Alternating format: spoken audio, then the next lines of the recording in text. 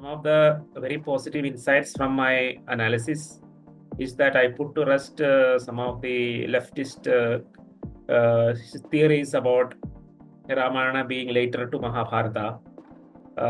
Those I have refuted because I got clear evidence for the presence of Sri Rama before the Pandavas.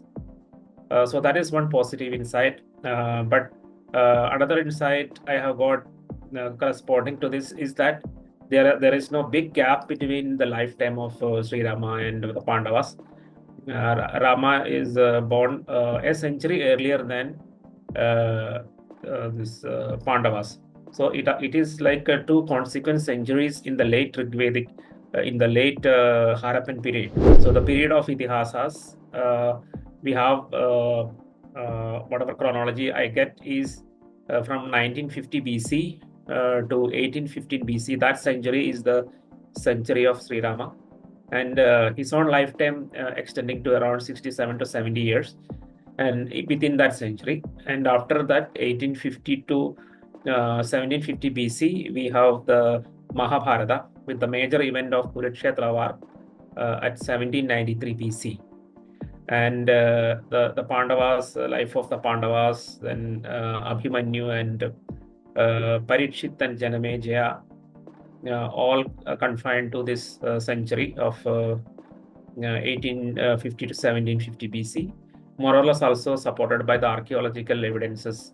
And the archaeology is on date of 1800 BC to 1700 BC range for the Kurukshetra. And the book contains around multiple dozens of research insights and discoveries and outputs.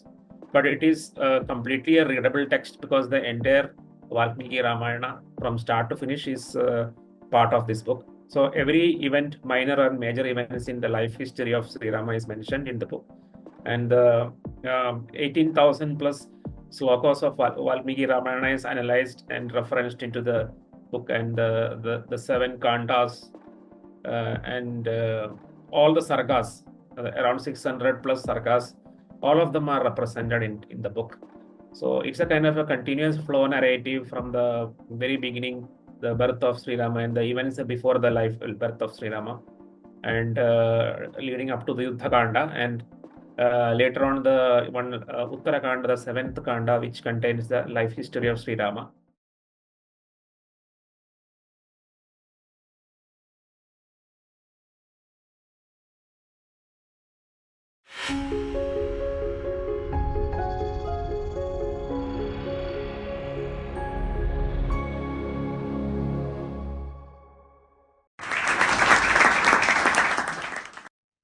Thanks for a great introduction. And Indus universities, I have been in this forum for multiple times with the auspicious invitation of Professor Ram Sharma.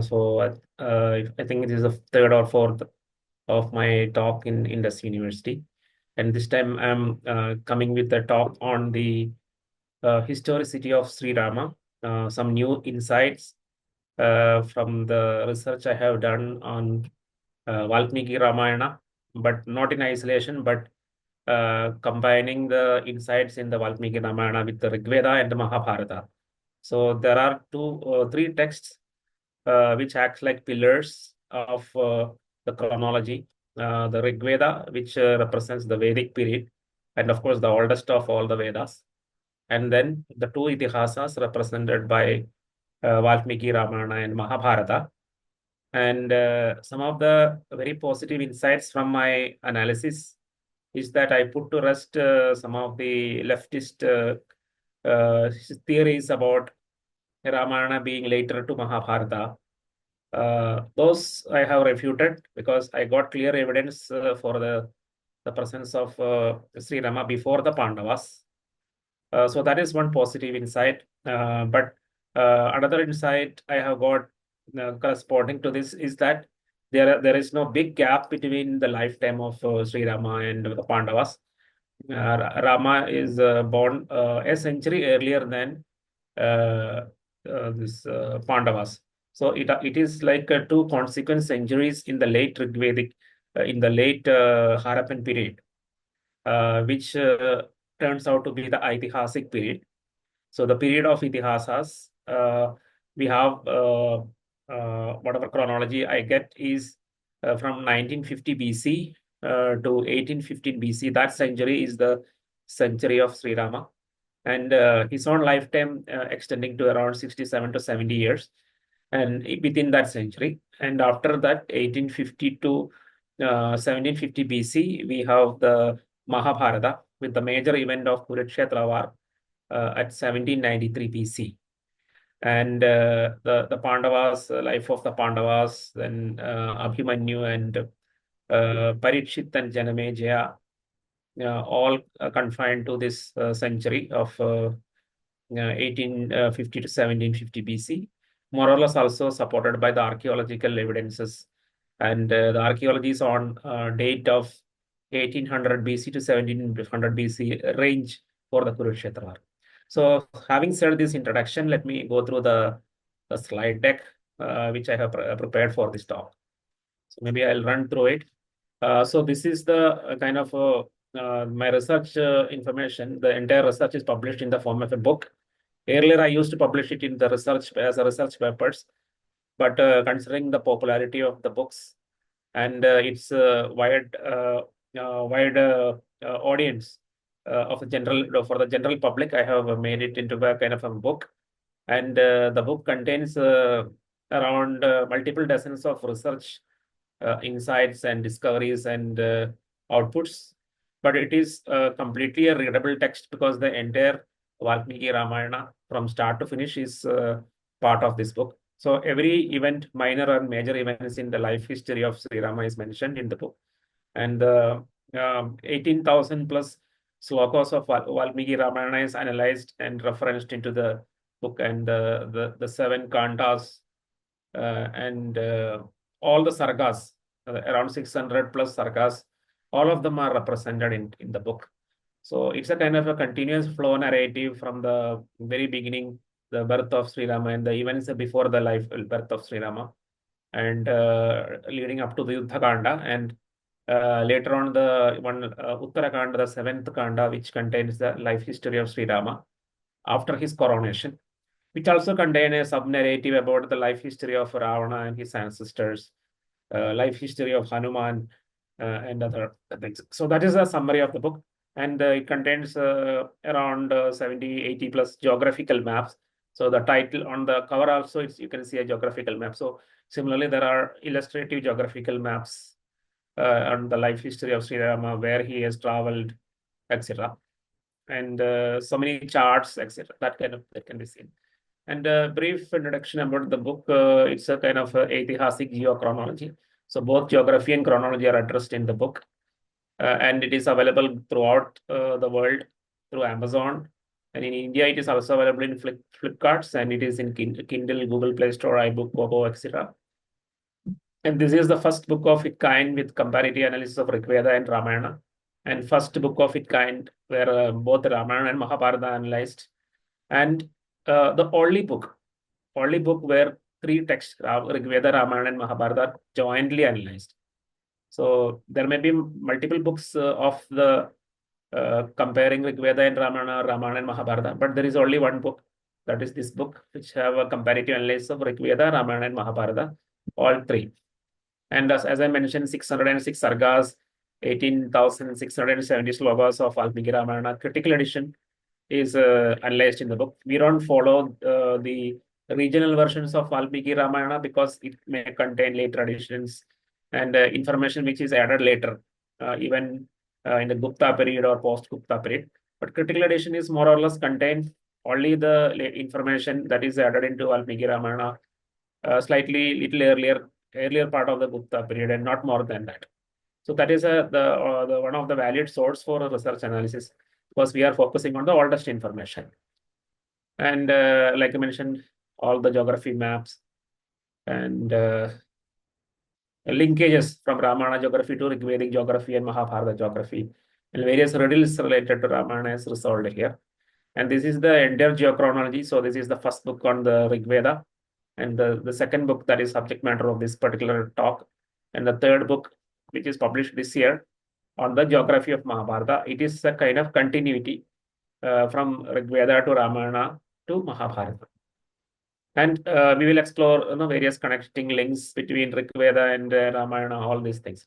So the most important and the biggest insight or revelation is that in the Rigvedic chronology, if you look at the Rigvedic chronology, these are the 10 mandalas of the Rigveda arranged chronologically. So of course, the oldest mandala is not the first mandala. It is a kind of a fragmentary mandala with spanning from the middle Rigvedic to late Rigvedic period.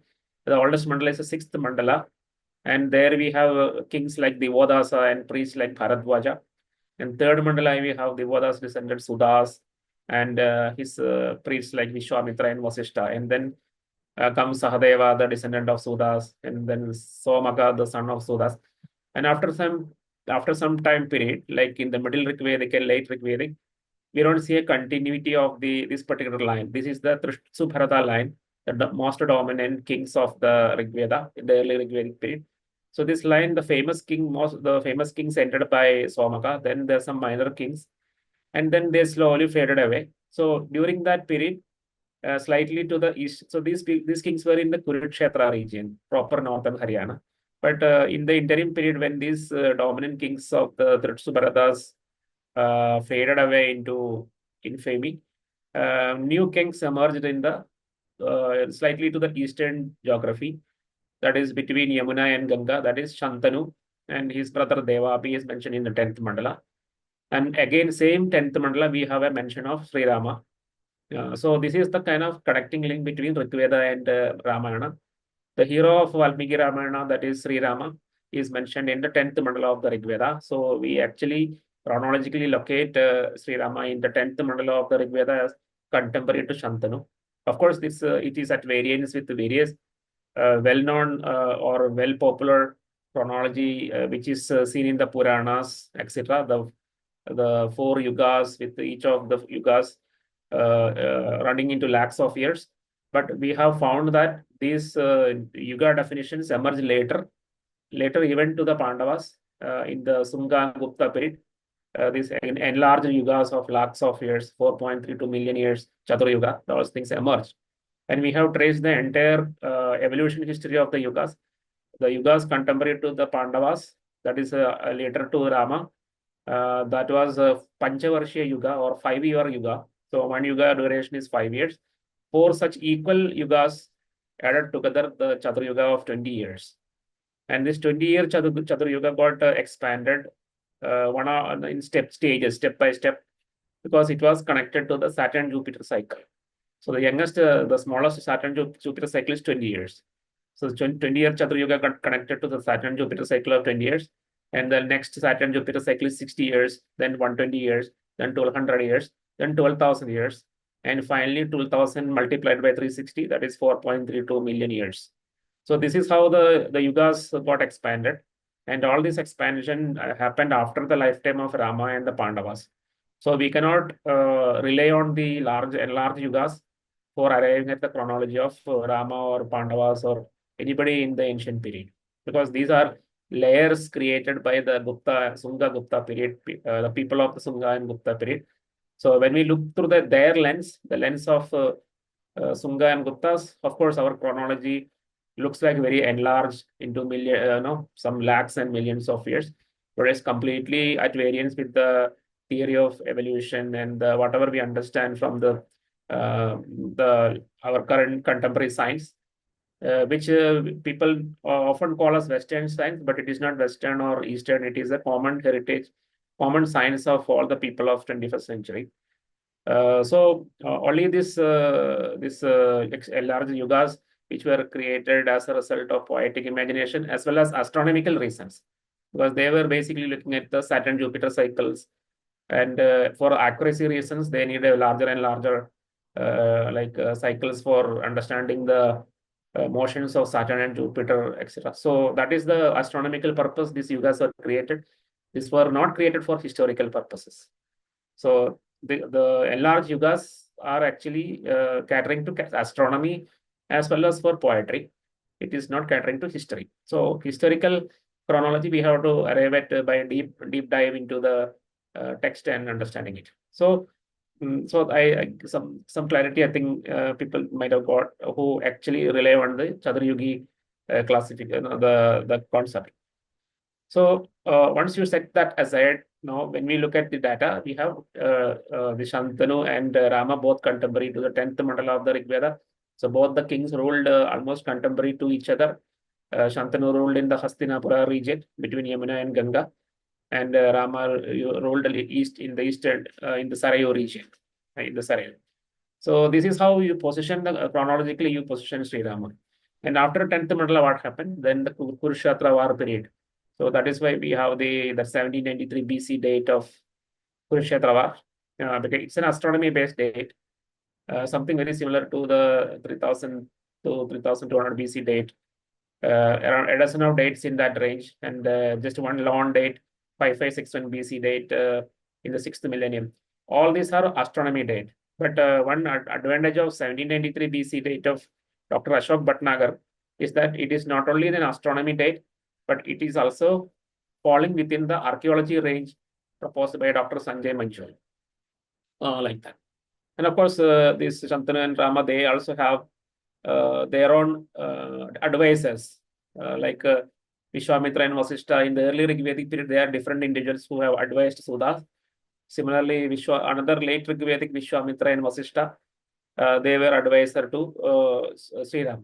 And Rama Jamadagnya, another important personality in the Valmiki Ramayana, that is we popularly call Parikshit.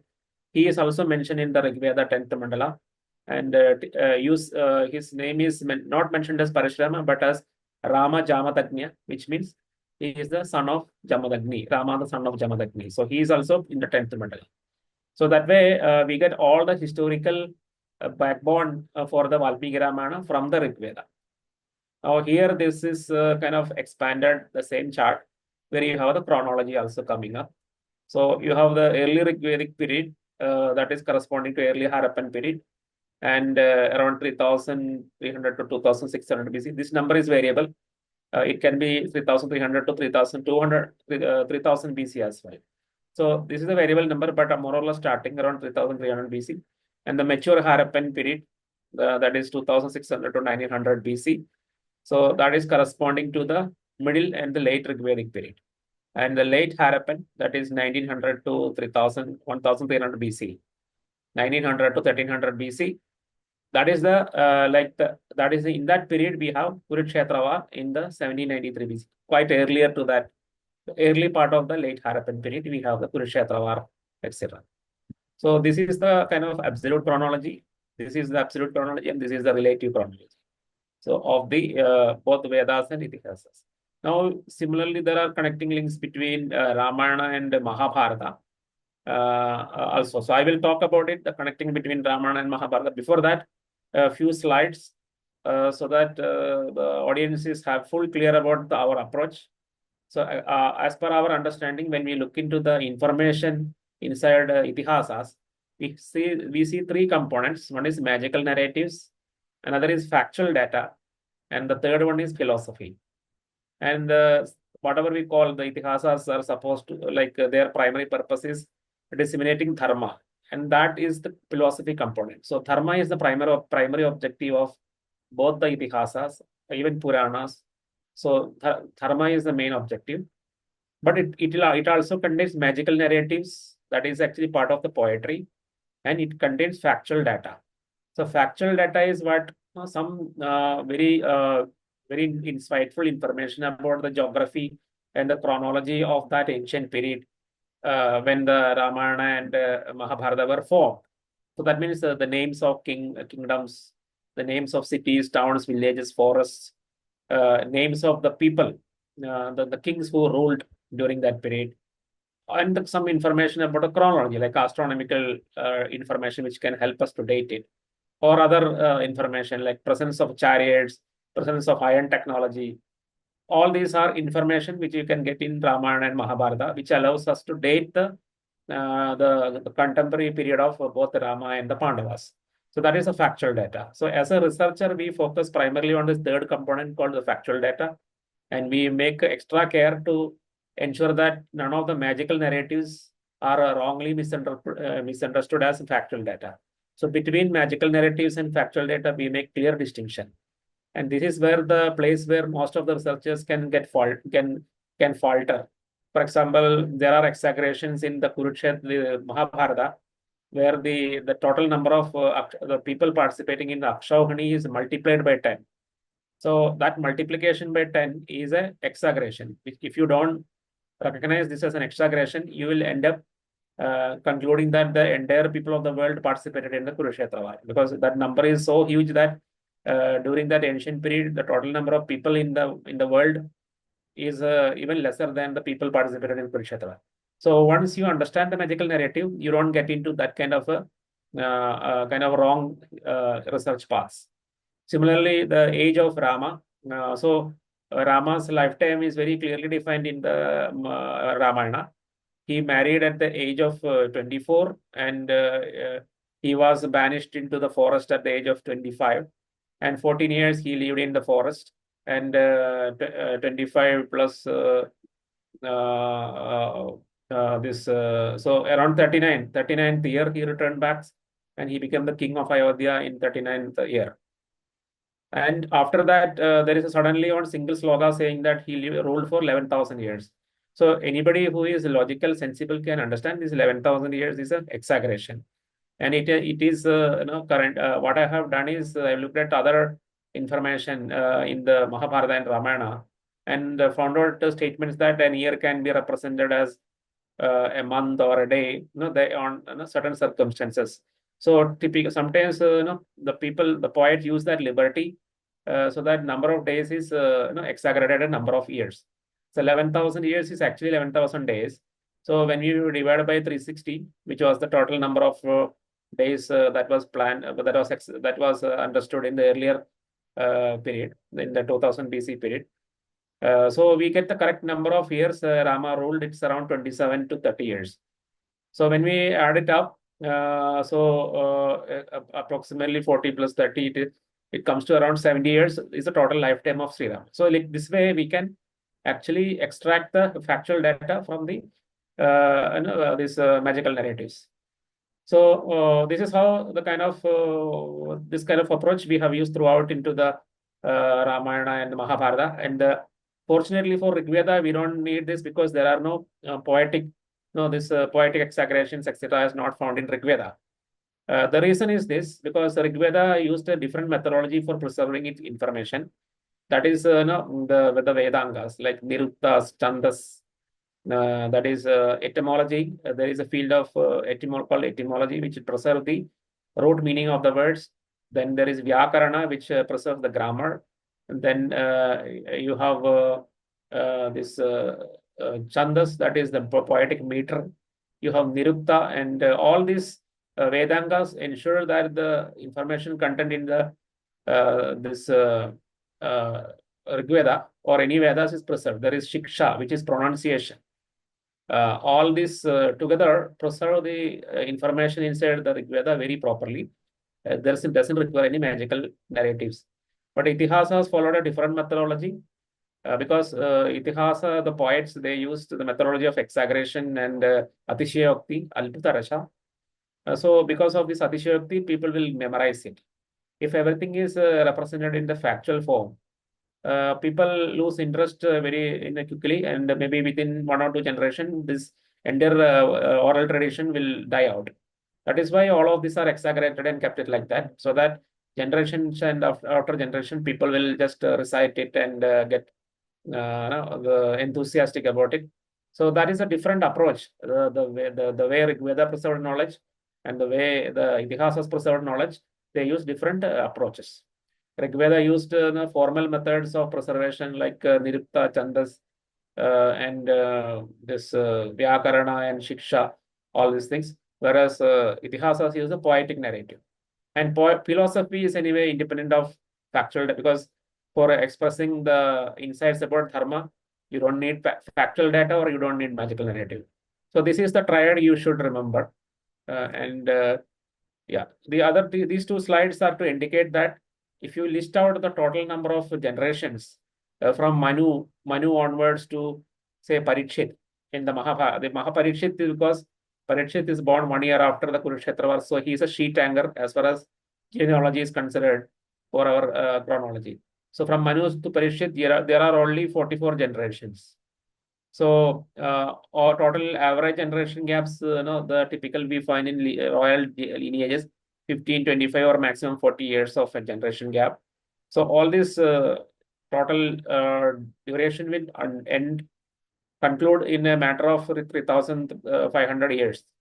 So that is the kind of caution for all these people who want to exaggerate chronology to thousands and thousands of years.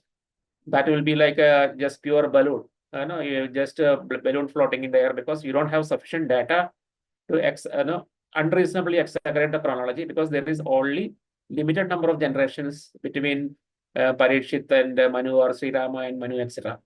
It's a very, very well-known fact. So you can't exaggerate. So 8,000 BC, etc. is normal. Like for Manu, if you say Manu lived in 8,000 BC, it's understandable. Or Manu lived in 6,000 BC, or Manu lived in 4,000 BC. These are reasonable dates. But if you say Manu lived in 84,000 BC, etc., that is completely unrealistic. Similarly, there is a reverse also. Like this is the kind of list of lineage from Parikshit as the oldest king. Parikshit onwards to Kshayaga, who was contemporary to Mahapadmananda. Around only 28 generations were there. So you cannot stretch the Kurukshetra war, etc., to exaggerated date like 5561 BC, etc., because we cannot, because when you stretch Kurukshetra war, automatically you will stretch Mahapadmananda also. So when you have a Kurukshetra war at 556 BC, etc., automatically you are pushing this Mahapadmananda to early Harappan, even pre-Harappan, etc. Harappan civilization itself started in 3,300 BC, and you are putting Mahapadmananda in 4,000 BC, etc. So all these chronology exaggeration make a mockery of our entire chronology. So I'm just putting it because our talk is today about the chronological positioning of Sri Rama. And this is a chart which will allow you to understand now how the Vedas and the Itihasas are properly structured in terms of chronology. So you have Shantanu here. Of course, Rama is also here. Shantanu and Rama in the last part of the back end of the Rigvedic period, around 1900 BC. You can see Shantanu here. And then you have Shantanu's son Vichitravirya mentioned in the Yajurveda, and Vichitravirya's son Dhritarashtra mentioned again in the Yajurveda. And Samaveda, we don't see any because it's a very small Veda. And then Atharva Veda, if you look at Atharva Veda, you see these after this Dhritarashtra and Pandu for Pandavas, Abhimanyu and Parikshit. And Parikshit is the last king mentioned in the Atharva Veda. And in the Mahabharata, you can see this after Parikshit, Janamejaya, Shatanika, and Ashwamedha. Ashwamedha Datta is the last king. So you can see how the Rigveda, Yajurveda, Samaveda, Atharva Veda, and Mahabharata and the Puranas are aligning, chronologically aligned. Of course, the Puranas, but there are so many Puranas, Vishnu Purana, Vayu Purana, Matsya, all combined. They mention this 25th descendant of this Ashwamedha.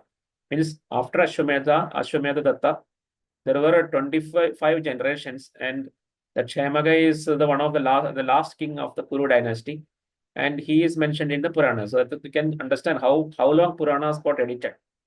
And not only that, Puranas also mention subsequent kings like Nandas, Mauryas, Sungas, and Guptas. So as late as 600 CE.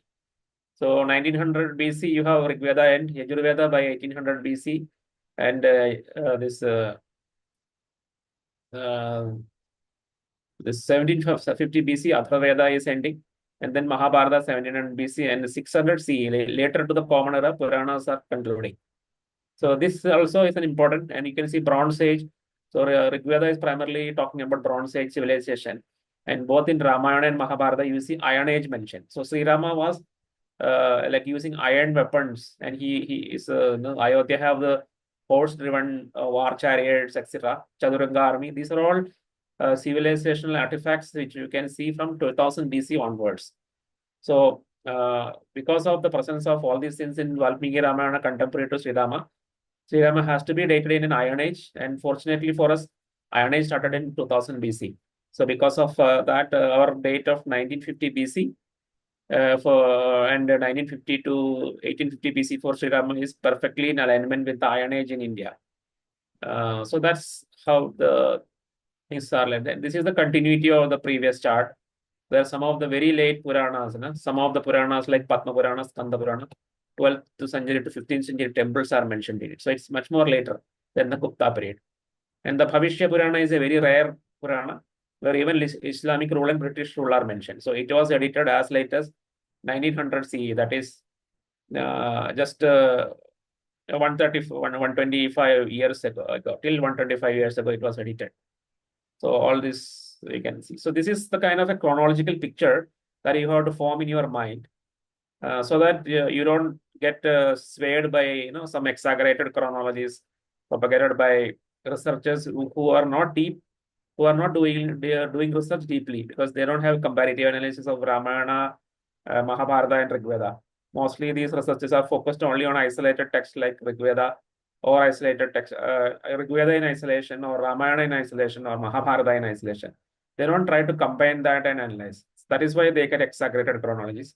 But once you combine and analyze all the texts, as many number of texts as possible, you get a very refined and more accurate chronology. And that happened to be a chronology like this, a median chronology. This chronology is different from the Aryan invasion theory, Aryan migration theory chronology, because our date for Rigveda is 3300 BC to 1900 BC, whereas the Aryan invasion theory put it as 1500 BC to 1000 BC. So our chronology is certainly higher than the very poor Aryan invasion migration theory chronology, but it is not so exaggerated like the other exaggerated chronologies, which put Rigveda in 50,000 BC and 25,000 BC, etc. Rama into 12,209 BC and Kurukshetra war into 556 BC. These are very exaggerated and unrelated to information, the real data, archaeology records, technology evolution, Copper Age, Iron Age, Bronze Age, all this total completely destroy all this understanding and just float some exaggerated dates in the air only based on astronomy. So that's not the correct approach. So we have to have a multidisciplinary approach and use multiple texts to arrive at chronology. Now I'll come to the geography part. So again, it's very interesting. The Rigvedic geography, the geography of Rigveda, because it doesn't have any evolution after its primary composition. Whatever is in Rigveda is contemporary. Whatever geography in Rigveda is contemporary to Rigveda itself.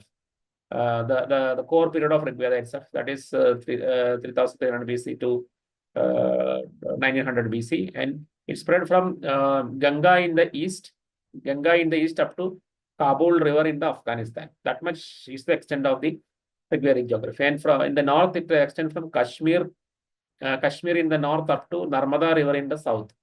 And Ramayana geography, when I looked at the Ramayana geography contemporary to Sri Rama, because I have to say this, because there is geography further added into Ramayana later to the Rama era, because unlike Rigveda, both Ramayana and Mahabharata underwent further evolution. Even after the lifetime of Rama, or even 100 years after the lifetime of Rama and Pandavas, both Mahabharata and Ramayana had an evolution, layer by layer evolution up to the 95% of the evolution completed by before the lifetime of Buddha. But there are some few very rare slokas in both Ramayana and Mahabharata, which are later to Buddhist period, even in the later to Mauryan period and then the Sunga Gupta period. So the absolute point of completion, we can say, in the early Gupta period for both Ramayana and Mahabharata. But 95% of it is complete by before Sri Buddha. And the core period of Ramayana and Mahabharata are contemporary to both Rama and Pandavas. That is in the first 2 centuries of this late Rigvedic period. So that time, so that's why I use the term contemporary to Rama. Geography contemporary to Rama, if we plot it, it is this geography which I am putting in the second circle, which is extending a little bit to the north of this Mahendra Mountains and the Shurparaga region, that is the western Maharashtra region. So this is again similar to the Rigveda geography, but little more covering the eastern part of it, because it mentioned Magadha and then Videha such eastern kingdoms. It mentioned Kaushigi River that is in Bihar. It mentioned Narmada. So all this. So this is the kind of geography contemporary to Rama. And then subsequently, the next century, we had further expansion in the Pandava era, where the Mahendra Mountains and Shurparaga region, that is Western Maharashtra, is also part of the Mahabharata geography. And then the last circle is where ultimately within a few centuries, the entire India was explored, and that entire exploration was captured into the posthumously added into the Valmiki Ramayana and the Mahabharata. So that is why we see both the Kerala, Pandya, Chola, Kerala, the Simhala, all these names found in the Valmiki Ramayana as well as in the Mahabharata. Simhala is only found in the Mahabharata, but Kerala, Chola, Pandya is there present both in Ramayana and the Mahabharata. So this is the fourth, so I can say 1, 2, 3, 4 stage geographical expansion, which we can see in our ancient text, Rigveda, Ramayana and Mahabharata, and the post-Aitihasic geography, which is added into Ramayana and Mahabharata. So these are the 4 stages. Now, I will come to this part where I mentioned this geography of Ramayana and geography of Mahabharata. What are the connecting links? So that is this particular, this is the most important connecting link, because this is the map of the messengers who travel from Kosala to into the KKA capital of Girivraja. So KKA is a kingdom in currently in the Pakistan. Its capital Girivraja is currently known as Wagh. It is a city surrounded by mountains. That is why it is called Girivraja. So the context I will tell: after the death of Dasharatha, and of course after Rama left to the forest, because his coronation was stopped in the middle and he was sent to forest, Dasharatha also died. So the Ayodhya was kingless. So Vasishta asked the messengers in the Ayodhya to bring Bharata, who was leaving them at that time in the KKA Janapatha. So the messengers of Ayodhya traveled like this. They went westwards, and very interestingly, it mentioned the crossing Ganga at Hastinapura. So Ganga crossing at Hastinapura means that Hastinapura city is there. And of course, they didn't mention about Shantanu ruling here, but our cross analysis shows that Shantanu was the ruler in Hastinapura at that time. And then they went to Panchala. That is again a very surprise. Panchala is in the east of Hastinapura during the period of Sri Rama.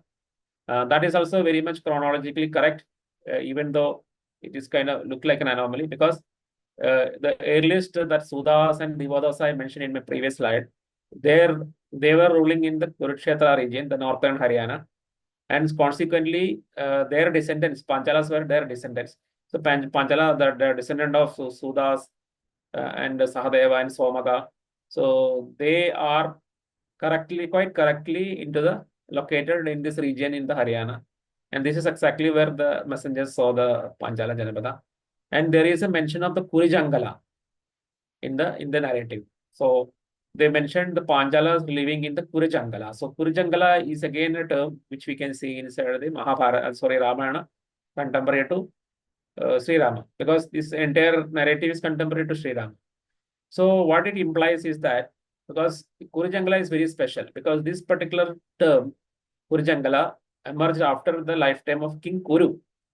Of course, King Kuru is not part of the Ikshvaku lineage, but King Kuru is part of Mahabharata, the Kuru lineage.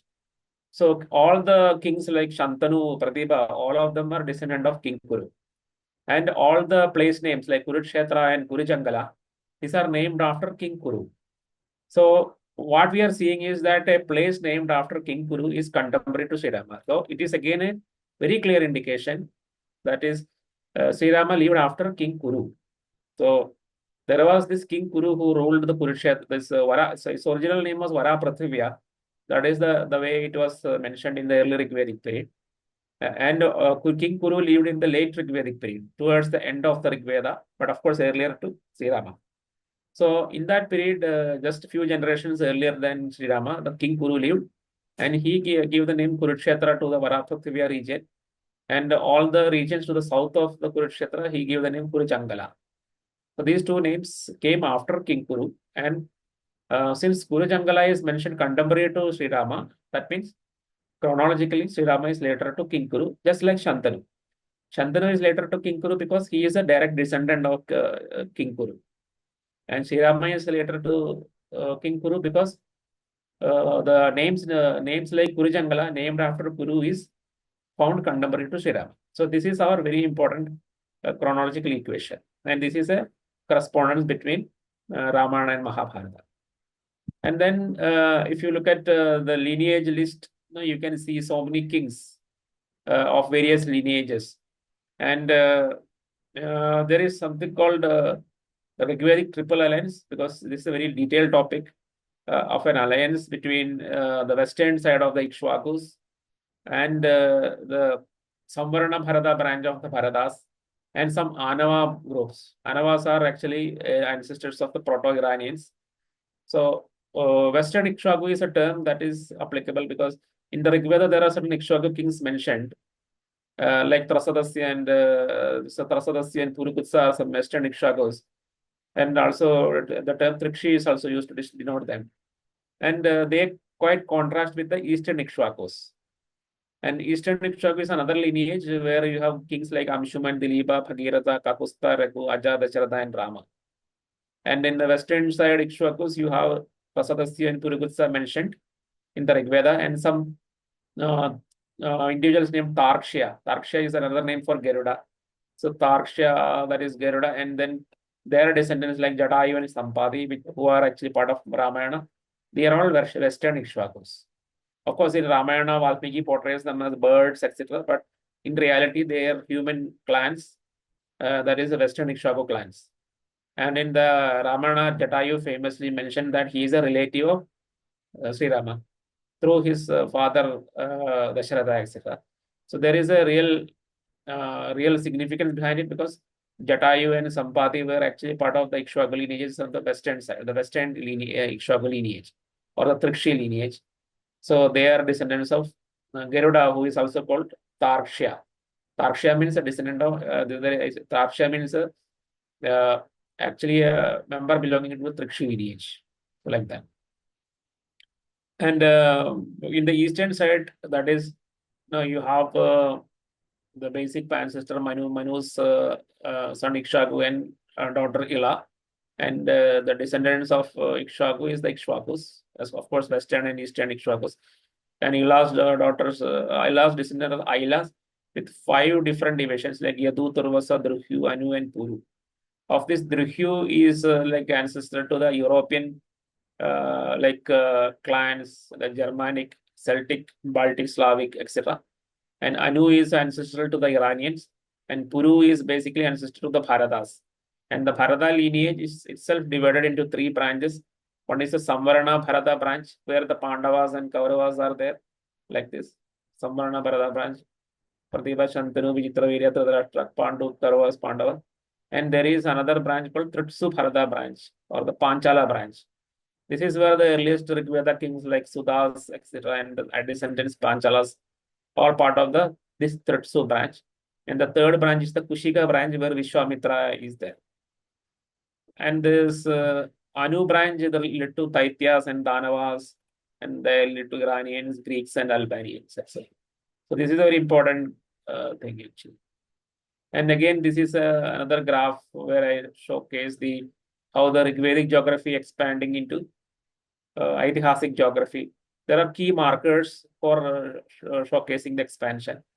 So Saraswati Sindhu civilization becomes Saraswati Sindhu Narmada civilization, and a new term called SSNC used, because there are 3 major rivers, Saraswati, Sindhu, and Narmada, which is spanning this entire geography.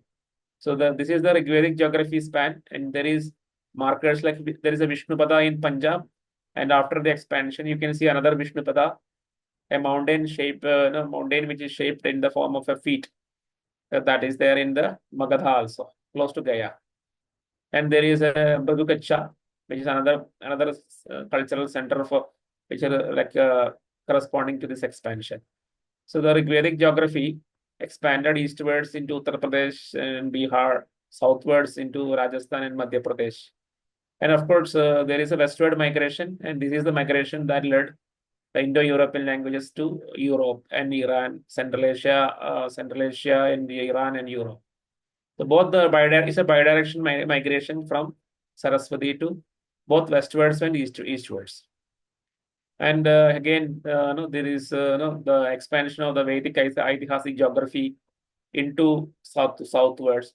The first two places to be part of the expanded geography is the Mahendra Mountains. This is the mountains in Orissa, part of the Eastern Ghats, and the Shurparaga region, which is the coastal Maharashtra region. And very surprisingly, another important factor, because the three major rivers, like these two major rivers, Sindhu and Saraswati, were flowing southwards and draining into this Gujarat ocean. This ocean is called the Dakshina Samudra. So of course, today when we say Dakshina Samudra, we consider it as the Samudra to the south of Kanyakumari. But that was because already the expansion completed up to Kanyakumari. So in a later period, this particular situation was there starting with 2000 years ago. By 1st century CE, this expansion completed by first, or maybe a little 2-3 centuries earlier, by 300 BC, etc. That this complete, or even you can put 1000 BC also, this expansion. But earlier in 2000 BC, if somebody in the northern side, like people belonging to the Saraswati and Sindhu rivers, when they refer to Dakshina Samudra, that actually meant the Samudra or ocean around Gujarat.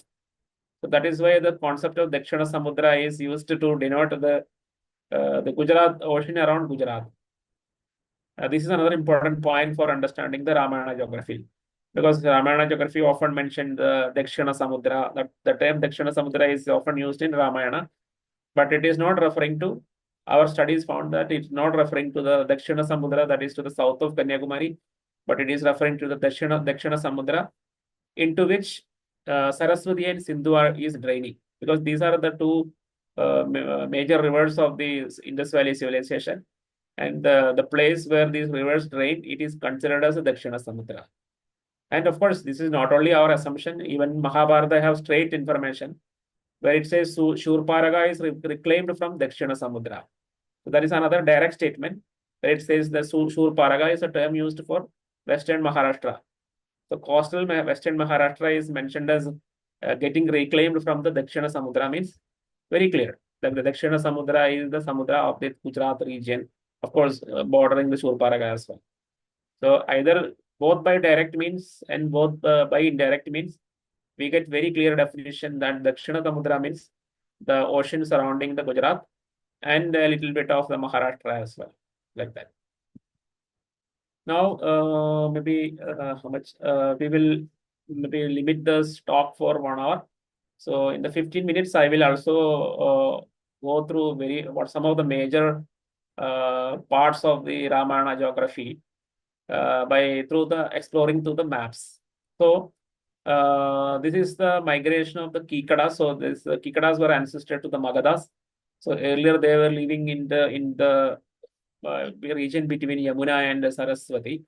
From there they migrated to the Magadha region, and there are so many cities connected to this migration, that Mahodaya, here somewhere in the middle of the Uttar Pradesh, Kaushambi, and then another is a Dharmaranya, I think you're not seen, like that. So there is a very well-defined migration of the Kikadas from the Ganga region to Magadha region.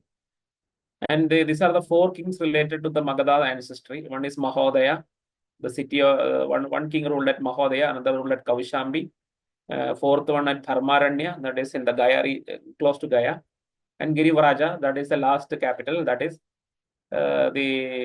the ancient capital of Magadha.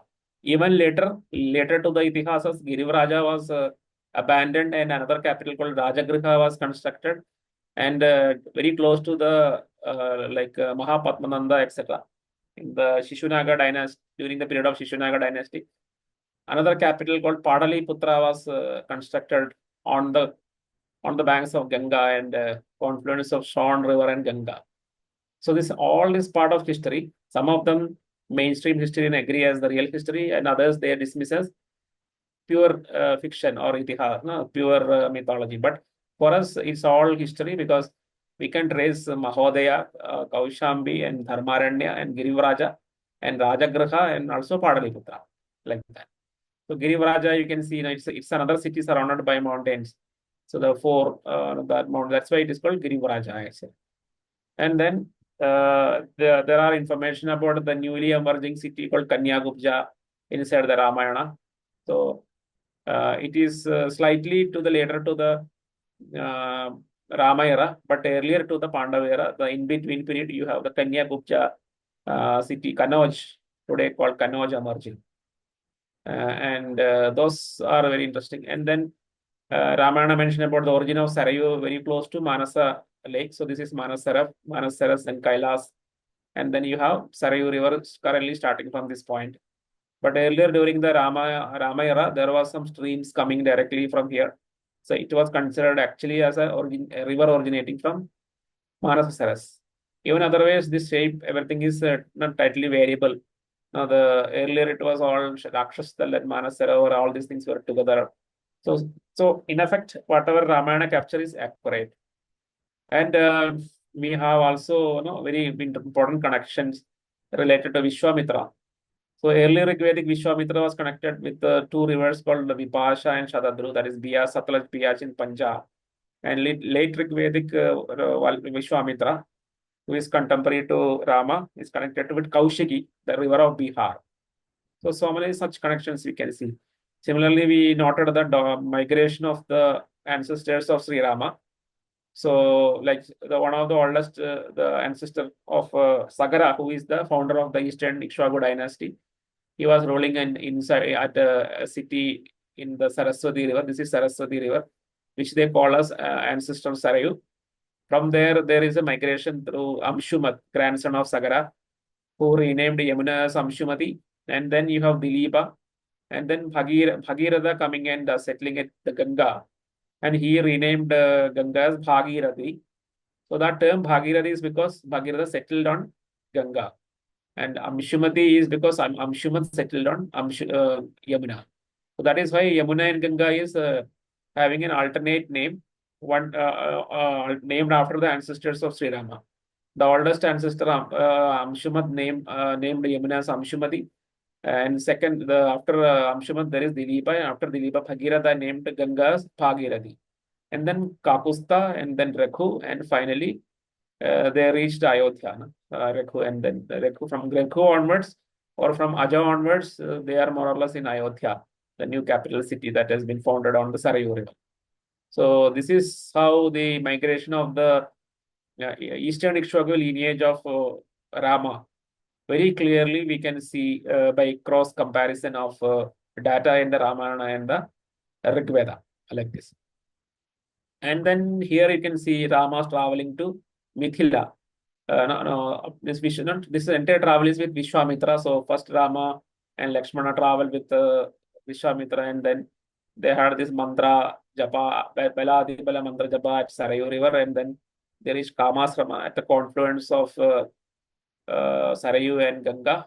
From there they went and defeated the Tataka, and then they helped Vishvamitra at Siddhasrama along the banks of Shona River, where they defeated Marija and Subahu. And after that, they went along with Vishvamitra towards Mithila. So they crossed Vishala Janapatha, and they met Ahalya and Gautama, and finally reached Mithila. So that entire travel is seen here.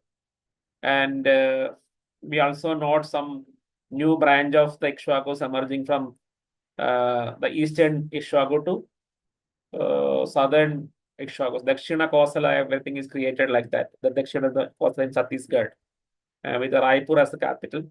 So that also we trace in our analysis. So the Dakshina Kosala, the emergence of Dakshina Kosala, because of the branching of a few kings from the eastern Ikshvakus, resulting into the southern Ikshvaku lineage of Ikshvakus.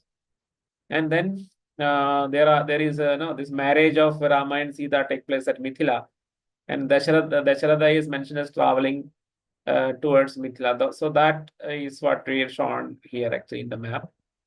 And there is a very important river, the Kosala Videha boundary, which is mentioned in Shadabada Brahmana, where there was a certain period when the Vedic civilization was ending at Sadanira, which is the boundary of Kosala and Videha.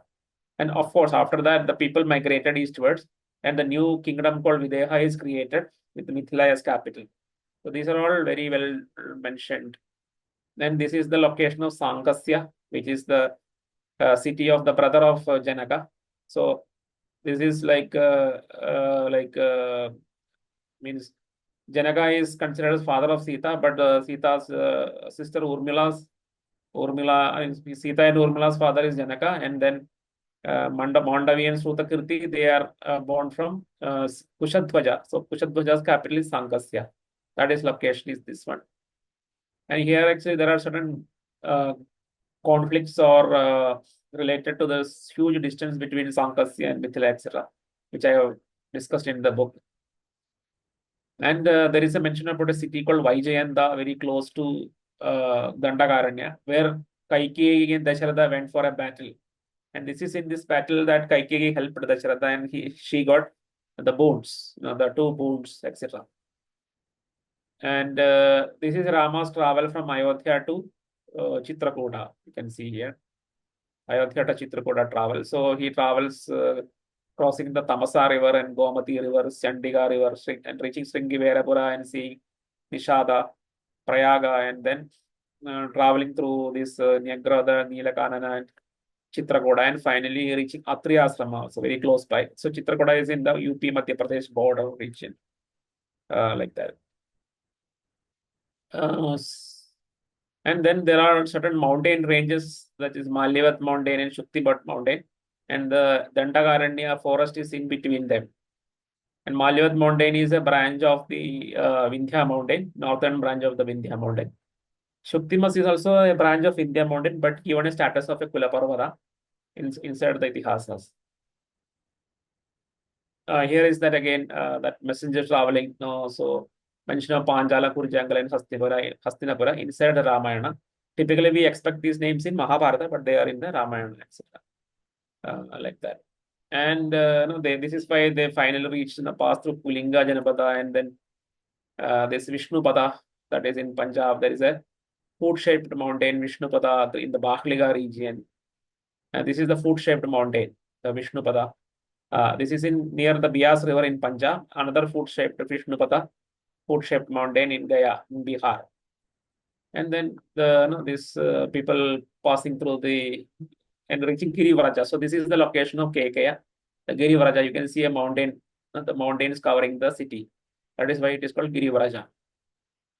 How the Bharata reached here. So Girivaraja means surrounded by mountain. And today it is known as Wag. The city is known as Wag. This is the Kekeya capital Girivaraja, and this is the Magadha capital Girivaraja in Bihar. So both of them are surrounded by mountains, and they are called Girivaraja. And this is the return journey of Bharata. See how he returned back. He crossing Satluj, the Shatadru river, etc. And then there is a Kulingapuri. Kulinga is there's a tribe in the mountainous tribe in the Himalayas where it joins the plains. And finally passing through Jambu Marga, something like an Uttarapatha, another path. Means running parallel to the Himalayan mountains, and finally he reached the Kosala. So that's what. And this is the Rama's travel from Prayaga to Chitrakuta, how it is traveling, and you can get the actual value of Krosha and Yojana from this particular equation, because the actual walking distance from Prayaga to Chitrakuta is 120 km, which is mentioned as 10 Krosha and as 2.5 Yojanas. So we can actually get an equation. 10 Krosha is equal to 2.5 Yojana equal to 120 km. This is how you get the Yojana distance inside the Valmiki Ramayana. And this is the satellite photo of Chitrakuta.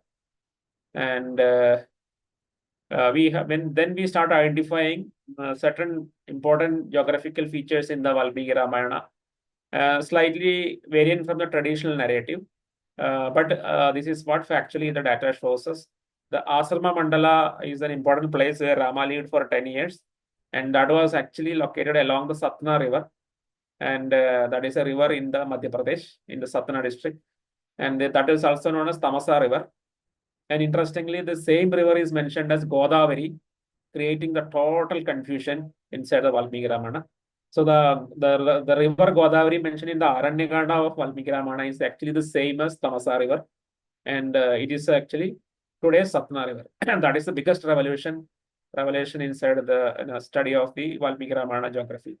So towards its northern, eastern end, you have Valmiki Ashrama, and towards its western end, you have Sudikshna Ashrama at the source of the river.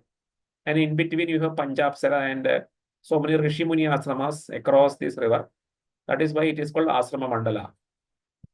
And only one river, only one Rishi was outside of the Ashrama Mandala. That is Agastya Rishi, who is in the southern end of the Dandakaranya. And his ashrama was located to the north of the Shuktimat mountains in the today's Siddhanath Mandir region. So this is another important information inside the Valmiki Ramayana. So Agastya Ashrama was to the south of the Sudikshna Ashrama, in between the ashrama of Agastya's brother. So only Agastya was living in isolation in the southern part of the Dandakaranya. Every other Rishi Muni was along this Tamasa river. That is also called the Godavari river, or today it is called Satna river. And this is like problems of traditionally identifying Panchavati. So Panchavati is identified as Nasik by some people, others as Parnashala in near Bhadrajala. So you can see the huge distance towards this doesn't align with the Yojana distance mentioned in the Valmiki Ramayana. And they also doesn't align with the direction, because in the Agastya asked Rama to go to north in order to reach Panchavati. So all these directions are to the south of the Agastya Ashrama. Whereas Agastya is asking Rama to go to northward. So our identification of Panchavati is along this Godavari, the Godavari or Satna river or Tamasa river, and not with Parnashala or Panchavati, because the Panchavati has to be to the north of the Agastya Ashrama and not to the south, which is very clearly mentioned in the Valmiki Ramayana. So this is, we have done a trace of the 2 Yojana trace. 2 Yojana is mentioned as the distance from Agastya Ashrama to Panchavati, and it is to the north. So when we combine all this information and the information that Godavari is same as Tamasa river, 3 information combined, you get the location of Panchavati right onto the banks of the Satna river or Tamasa river, or the whatever in Aranyakanda mentioned as the Godavari river. So we get right in the middle of other Rishi Muni ashramas. So in effect, Rama established his Panchavati ashrama in between the Rishi Muni ashramas where he lived for 10 years. No other place. This is exactly, so his ashrama located between the ashrama of this Valmiki and the ashrama of Sudikshna. So between the Sudikshna ashrama and Valmiki ashrama, somewhere in the middle, he established the Panchavati ashrama right onto the Godavari river, that is the Tamasa river or Satna river. And Janasthana location is identical to the Satna city of today. So Satna, the word Satna itself is very much like connected to the word Janasthana, like that. And there are other locations like Prasravana mountain very close to the Panchavati, and Kabanda location where Rama saw Kabanda, all these things. And so with all these things, and we also know Dakshina Samudra is a kind of a Samudra name for regions around Gujarat, and a lot of connections with Ravana's ancestry with Narmada river, because Ravana's biggest enemy, that is Kartavirya Arjuna's city Mahishmati, is on Narmada, and 3 of the grandfathers of Ravana married daughters of Narmada. So considering all these factors, like Ravana's ancestry is kind of connected to Narmada river, Malivat, Mali and Sumali, three grandfathers of Ravana married daughters of Narmada, and Ravana's on enemies like Kartavirya Arjuna city Mahishmati is on Narmada, and so many other factors. And Lanka has to be located in Dakshina Samudra. So all these 4 or 5 factors combined, we have identified Lanka as a Bhagatrao Harappan city seaport in the mouth of the Narmada river. And again, it is reinforced by some information in the Mahabharata, where Sahadeva is mentioned as sending messengers from Brigakaksha, that is Baruch, towards Vibhishana ruling at Lanka. So it tells you about the chronological distance between Rama and Pandavas, that it is not thousands of years, because Vibhishana was ruling inside the Lanka when Sahadeva was trying to get tribute for Yudhishthira's Rajasuya. So chronologically, Ramayana and Pandavara is only in 100 years gap. And second, geographically, it also means Lanka is close to Burgagacha, that is Baroj, in the another port city in the mouth of Narmada. So why Sahadeva sent a messenger to Lanka? Because the accessibility towards the Bagatrava island was restricted because of marshlands, etc. So he he reached up to Brugagacha on the northern shore of Narmada, and then sent messengers to Lanka in the southern shore of Narmada's river mouth. So this is all matching up. Both Ramayana and Mahabharata is matching up with this location. So we are actually putting it. This is an enlarged view of the mouth of Narmada, and this is the kind of a possibility of how the bridge can be built. So one more important point: the bridge mentioned in the Ramayana is a Nala Setu, and its direction is mentioned as from north to south. And this is at variance with the Rama Setu in Tamil Nadu, which is connecting Tamil Nadu to Sri Lanka, which is a west to eastern direction bridge. So we don't actually agree with this popular notion that the bridge mentioned in the Valmiki Ramayana is this Rama Setu, because the direction of the Rama Setu is in the west to east, whereas the Valmiki Ramayana very clearly mentioned the direction of the bridge construction is from north to south, and it matches perfectly with the bridge constructed from the north of Narmada River, passing through an intermediate island that we consider as Mainaka, and then towards the Lanka Island, that is the Pagatrav Harappan seaport, the island area. So that is what here actually it is little more deep map. And we have identified the location of Marije to the further south, to the Bhagatrav Island, and another Harappan cities were candidate locations like Malvan. These are Harappan sites actually, and we identified it as a border in a location between Gujarat and Maharashtra. So like that. And there are so many other candidate location, but the most preferred candidate location is actually Zai coastal town region, where Gujarat Maharashtra border, like that. And you can see the Harappan city of Daimabad, southernmost Harappan city of Daimabad in contrast here, like that. So basically what we are saying is that entire places mentioned in the Valmiki Ramayana matches with the southern part of the Indus Valley civilization, which is extending up to Daimabad. And there are probable extension to Dandakaranya up to Tadaga location, because there is some reference for Tadaga also part of the Dandakaranya.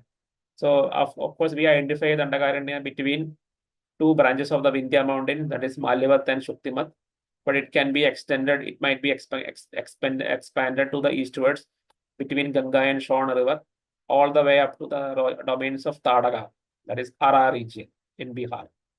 So there is the kind of, we do a reconciliation of the geography of Dandakaranya. And here is the travel of Ravana, like after taking Marija, Ravana travel to abduct Sita.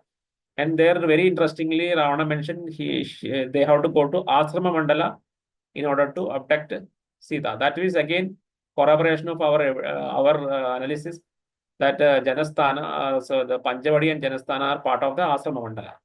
Because in the narrative of Ravana and Maricha, very clearly they mention, let us go to Ashrama Mandala in order to abduct Sita.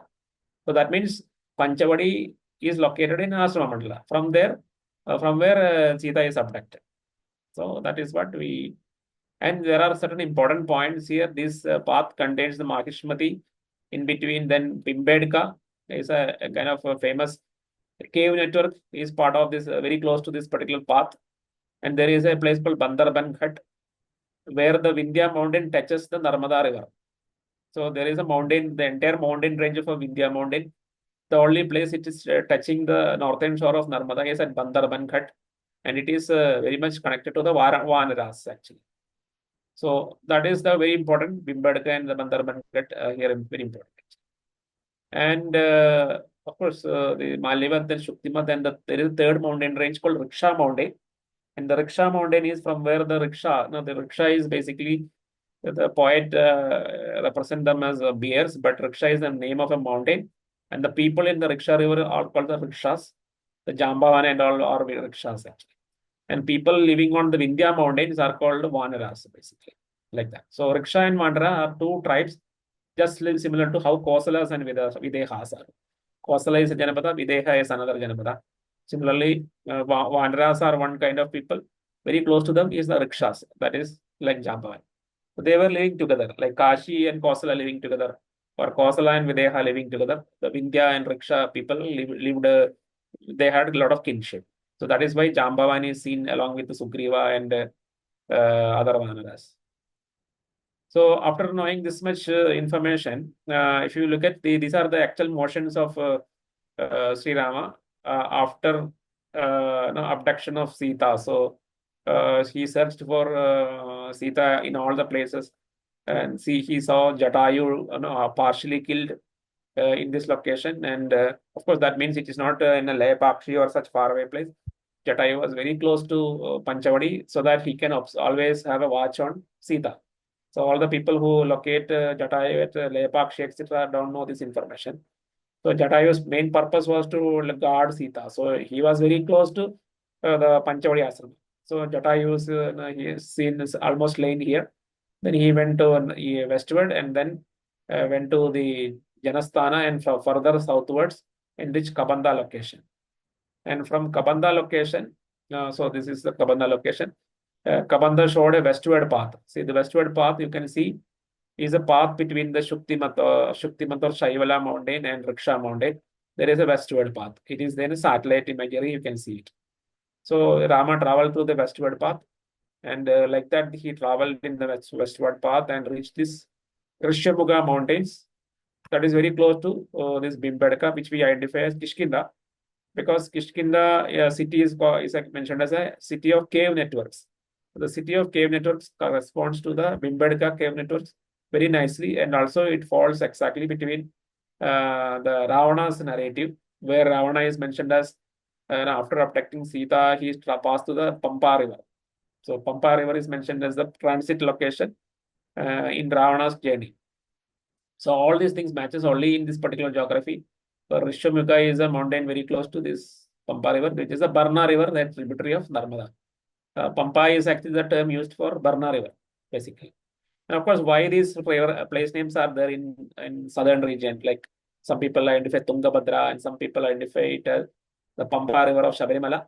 Mainly because the people migrated from this region to southern regions. So then they carry these river names and tribal name. The Shabari tribal name also came from Madhya Pradesh. And this tribal name Shabari is reached up to Kerala, and then Shabarimala is named after this tribal name of Shabari in Madhya Pradesh. Similarly, the same Shabari tribe brought the river name Pampa into Shabarimala, and then that river near Shabarimala is called Pampa river. But earlier, both the Shabari as well as Pampa was located in the Madhya Pradesh, close to this Barna river of Narmada. And the Rishyamukha is a mountain to the west of the Pampa river, this Pampa reservoir or Barna reservoir.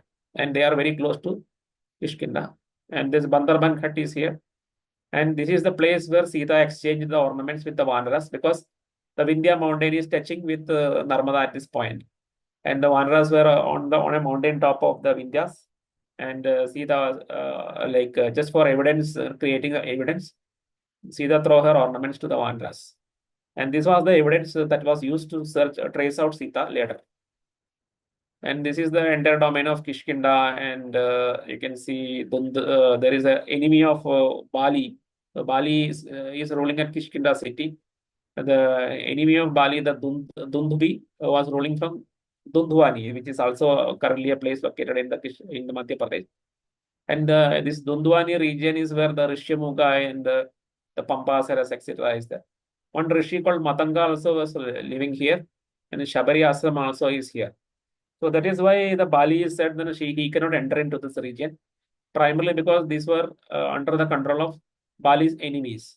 One is Dundubi was ruling here at Dundwani, Another is Bali, enemy of Bali, that is Madanga Rishi, who prevented Bali from entering this region. That is why Visugriva was living in exile here, because this he can be safe from Bali. So all these things. And if we have sufficient time, maybe I'll wind up. There are 4 sargas, 39, 40, 41, and 42, which is extremely late addition, which was added posthumously into the Valmiki Ramayana, even after the lifetime of Rama and the Pandavas. So it is a post-Kurukshetra war. These particular locations are added. So this Sarga 39 talks about eastern geographies up to Indonesia. Sarga 40 talks about southern geography up to Kerala. And 41 talks about western geography up to Pakistan. And Sarga 42 up to northwards up to Siberia. So these are but not contemporary to Sri Rama. And these are certain instructions that is mentioned by Sugriva post the futuristic tends to Vanaras. The Vanaras were never mentioned as actually going to any of these places.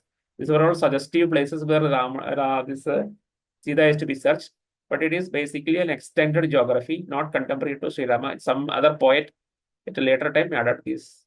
So, but we for the geography analysis sake, we have located all this. But there are a lot of anomalies that is inside this particular geography. Where Sindhu and Saraswati is mentioned as part of eastern places. Which geographer will mention like that? So this is because Kishkinda is Bhimbedka is here. Even if you consider Bhimbedka is Hampi, it's a popular location. Saraswati and Sindhu will never be in the eastern place. But this is what this geographer is mentioning. A later poet who is authoring the Sarga 39. He is very wrongly mentioning Sindhu and Saraswati as to the east of Kishkinda. So this is why the anomalous Sarga. But we are just for the sake of locating these places into the geography, we have put it all these things so that the readers, the viewers can understand that it's an anomalous geography. But some information are good, but some information like Saraswati in the east, Sindhu in the east, these are wrong because they are clearly to the west of or north of Kishkinda. Even if you don't follow our identification of Kishkinda, even if you follow Hampi as Kishkinda, still they are not to the east. They are actually to the north and west. So this is why this geography is a poorly crafted geography from the later poets.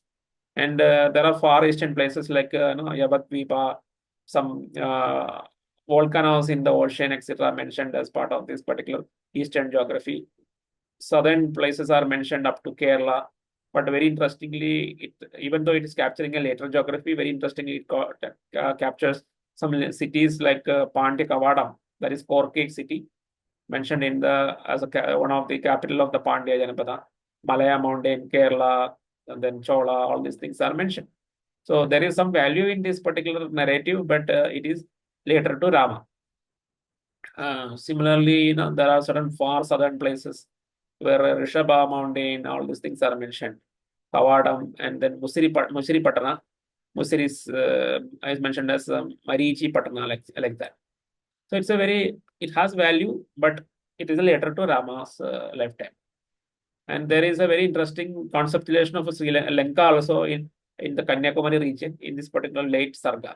So this is another important information for the viewers. Before conceiving Sri Lanka as Lanka, there was an intermediate stage where the Ramana poet conceived Kanyakumari as Lanka. So, and that you can see in this particular late Sargas. That particular intermediate stage is seen in the late Sargas.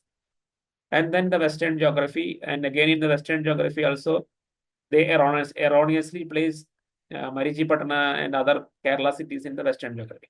They should be in South, but they are put in the Western geography.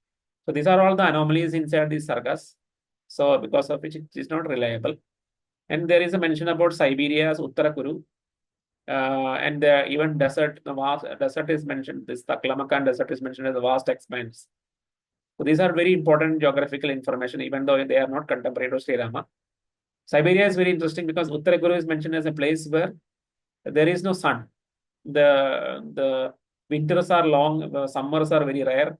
Sun doesn't have heat, total darkness. So everything correctly correspond to Siberia. So, but its name it is given the name Uttarakuru. And after these 4 sargas, the actual travel of Vanaras begins. So when we trace that actual travel, surprisingly, we see they are not moving anywhere away from the Vindhya mountain. Sarga after Sarga, verse after verse, only Vindhya mountain is referred, except few geographies like forest of course, within Vindhya mountain itself, without leaving it, we have forest of Kandu, which is the Ratnamahal forest close to the border between Madhya Pradesh and Gujarat. Then there is a cave, Mahabilam, which is a location of Maya, Maya Danava, where Swayam Prabha and Maya, all these people were living. And there we can, this is a considered, we found as a Harappan storage site. And this is a larger view of that. This is the kind of a tunnel kind of thing that we can see in the, which is mentioned as a Mahabilam inside the Valmiki Ramayana. And after that, you reach the end of the Vindhya mountain region, that is a Chitpat village in the Gujarat. And from there, Vanaras reach up to the Southern Ocean. So Southern Ocean basically is actually reference to the mouth of northern shore of the mouth of Narmada River. And they when they were here, they were supported, they were assisted by Sampadi, another Tarksha individual, Trikshi lineage individual. And with the help of Sampati, they actually reach Lanka. So the Ramasetu's problem I mentioned, no? The direction is west to east. And this is distance and direction doesn't match here. And this is like three different locations of Nala Setu based on the information found in Valmiki Ramayana. So we identify this as the correct because this is in the mouth of Narmada. We have Narmada Tulsi as the intermediate island, which is mentioned in as Mainaga in the Valmiki Ramayana. And we start from the north of the Narmada, then intermediate point in the Narmada Tushti Island, and then reach the Lanka Island, the Bagatrao Island. Total distance around 12 kilometers matches with the one of the Yojana values. That is the Yojana used for measuring length, breadth, and height is a shorter Yojana of 120 meters. Totally different from the other Yojana, which is the 48-kilometer Yojana for measuring distance from point to point. So it both distance and direction matches for the Narmada, mouth of Narmada location. Then I said the intermediate Lanka is in Kanyakumari district. This is the situation. So there is a Mahendragiri exactly inside the Kanyakumari. There is a Mahendragiri from where Hanuman can jump. Then there is a intermediate Chakkargiri as a Mainaka, and then there is a Tekkumalai as the Trikuta mountains of the Lanka. So these are all part of the Kanyakumari geography. Then there is another Mahendragiri in Orissa, from where there is a you can travel to Sri Lanka, but this is a very this is not reflected in the Valmiki Ramayana, but it's a very late conceptualization. So the actual contemporary geography is this one inside the Valmiki Ramayana, contemporary to Sri Rama. Then the intermediate geography came somewhere in the Mauryan period, and later in the Gupta period, this last geography is considered, like from Mahendragiri in Orissa, somebody traveling into Sri Lanka. This is because historically there was a travel, like some king Prince Vijaya has traveled from the Orissa. He was banished from Orissa, Kalinga Janabada, to live in this island, and this was called Sinkhala, etc. that time. So maybe inspired from that later migration from Bengal and Orissa into Sri Lanka, somebody conceptualized the Mahendragiri. From the Mahendragiri in the Orissa, Hanuman jumped from here to Sri Lanka like that. So this is the oldest, this is the intermediate, and this is the youngest. This is contemporary to Sri Rama. This is contemporary to Mauryan, little earlier to around Mauryan period, and this is the Gupta period conceptualization. And similarly, the Lanka into different geographies, etc. So two different how did two different geographies, the distance and direction doesn't match for Ramasetu to Sri Lanka, whereas everything matches for Narmada River mouth. So these are all certain comparisons between the geographies. And here is a map of the Vanara leaders mentioned before the battle in the Lanka. All of them is in the northern geography. And there is a geography related to the medicine, the mountain from which Hanuman took medicine for helping Lakshmana and Rama when they were wounded in the battle. So there is Similarly, intermediate locations. So one of the intermediate scenario is the Rishabha mountain inside the Kanyakumari, which is not contemporary to Sri Rama, but intermediate period. And later in the Gupta period, they transformed it into Kailasa in the Himalaya.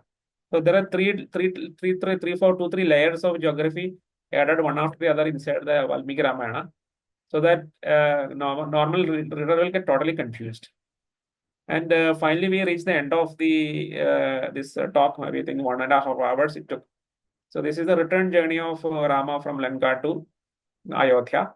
So what we did is we corroborated every point mentioned in the return journey and ensured that whether there anything discrepancy in our identification, but we found everything matching perfectly with our earlier identification. So whatever we found is from Lanka up to Kishkinda was navigable through Narmada river.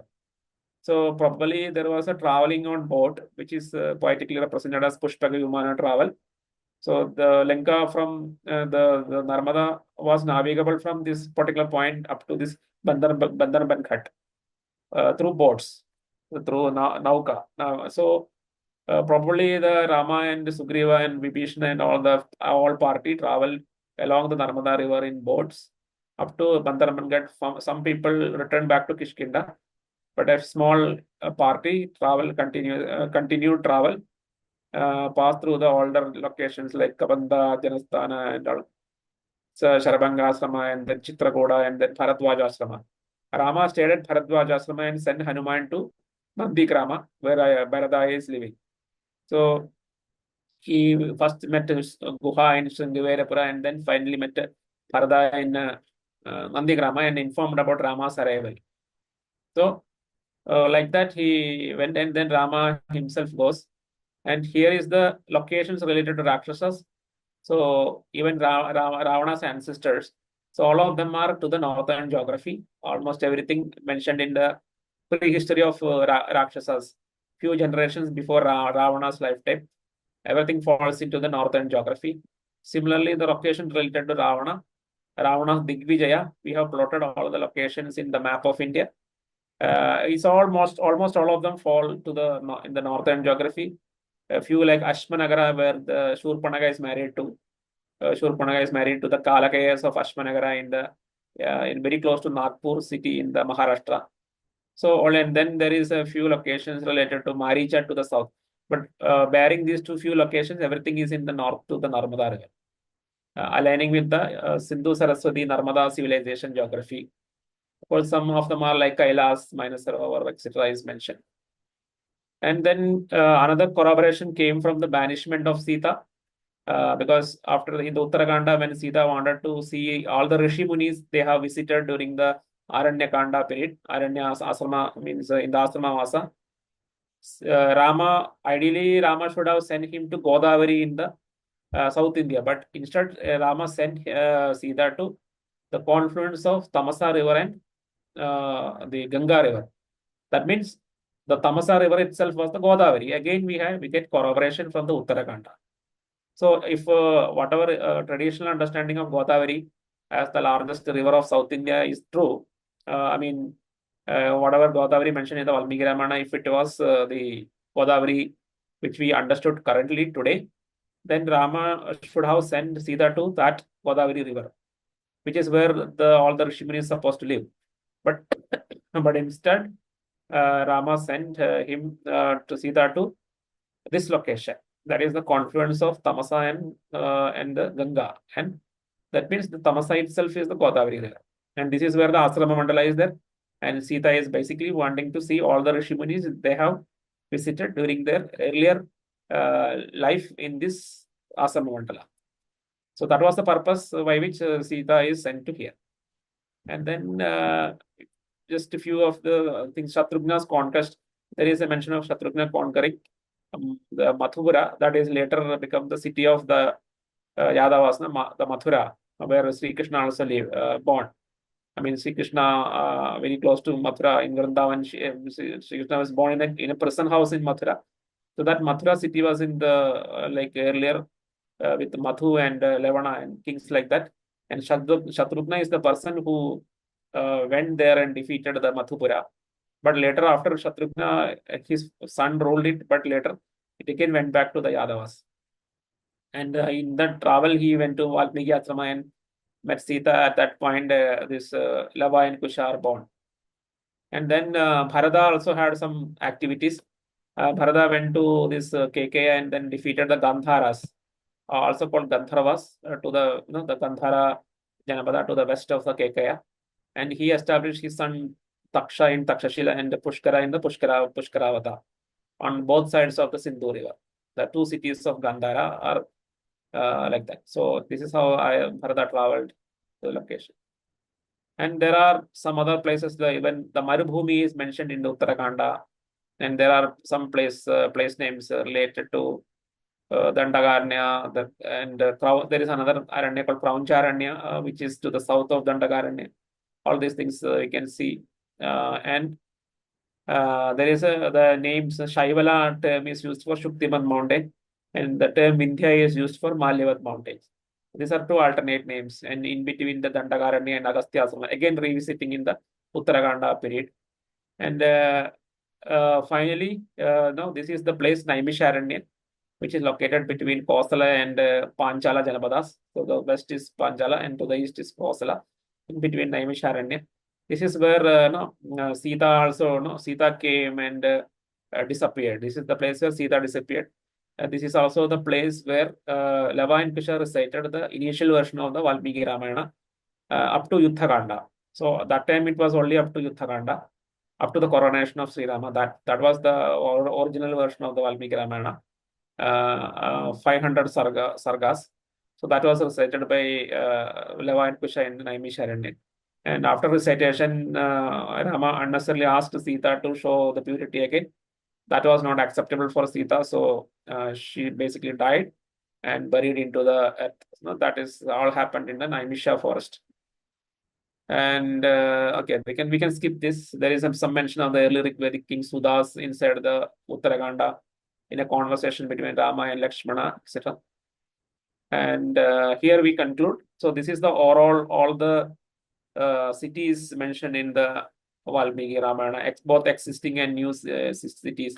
The blue colors are existing, the Girivraja, Hastinapura, Kashi, etc. All these things. And there are some other cities created. The Vidisha is actually for one of the sons of Shatrugna. Mathupura went to another son of Shatrugna. Angadiya and Chandrakanta went to two sons of Lakshmana. And Sravasti and Kushavadi went to two sons, Lava and Kusha of Rama. And there was another Kushavadi that was created by some branch of the Kusha lineage. There are two Kushavadis, one Sravasti. All three are part of Lava and Kusha. Angadiya for us Lakshmana's son Angada. Chandrakanta for Lakshmana's son that is Chandrakanta, like that. There is one son of Lakshmana. Chandraketu. And then Bharata's son Pushkara and Takshaka ruling in Pushkaravada and Takshashila. Shatrugna's son Shatrugadi and one more son. So they ruled in Mathupura and Vidisha. So like that it has spread. And this is the overall atlas of Valmiki Ramayana, where all the different places mentioned in the Valmiki Ramayana is properly recorded into this. Is a kind of a Ramayana map, Ramayana atlas, where you have all the cities, kingdoms, rivers, mountains, everything is related to Valmiki Ramayana is identified. So with that, I conclude my session.